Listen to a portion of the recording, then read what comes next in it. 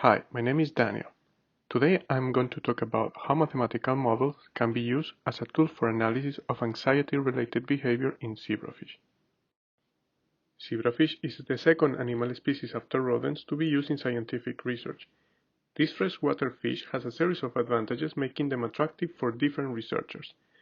They have high genetic homology to humans and have been used in a wide array of preclinical efforts. For instance, in drug discovery to study complex brain disorders such as depression, autism, and anxiety. Typically, many animals are used in control experiments for testing and validating hypotheses. Recent advances in computational modeling have been shown to be a promising approach to empower scientists with an additional tool for complementing and refining real experiments. This contributes in general to the animal well-being following the 3 R's principle. We will present a computational framework to conduct in silico experiments with zebrafish to study anxiety-related behavior. This framework can be used as an analysis and prediction tool to inform real experiments, for instance, in preclinical research by conducting power analysis or pilot tests, but also it can be used to isolate variables of interest.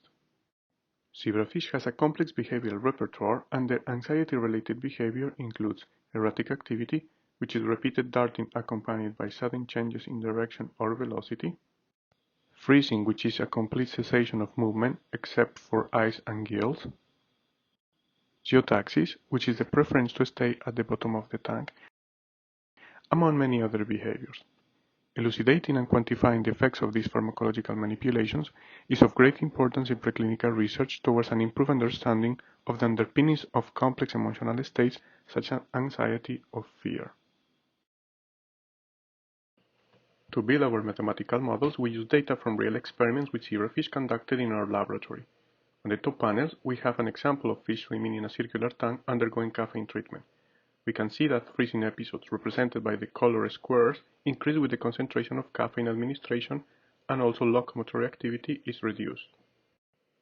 Similarly, in the bottom panels, we have typical behavior of zebrafish geotaxis as a function of time. We can see that during the initial minutes, the fish tend to be at the bottom of the tank.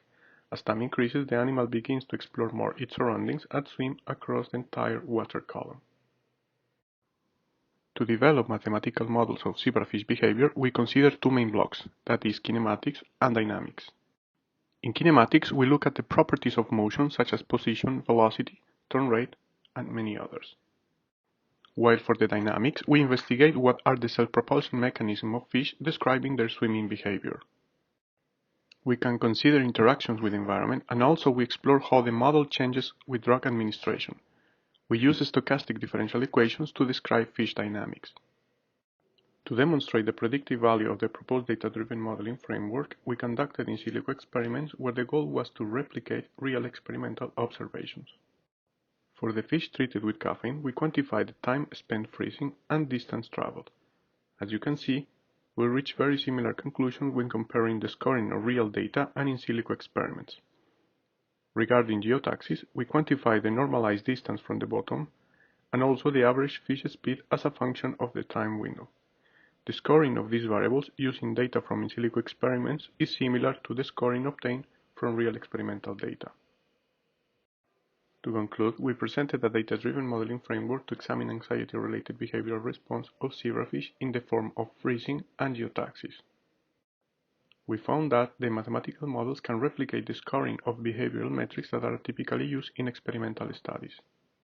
Future work includes to extend the model to 3D, encompass other behavioral patterns like trashing, and consider more individuals. Finally, I would like to thank Professor Mauricio Porfiri and the Dynamical Systems Laboratory at NYU where I conducted this research.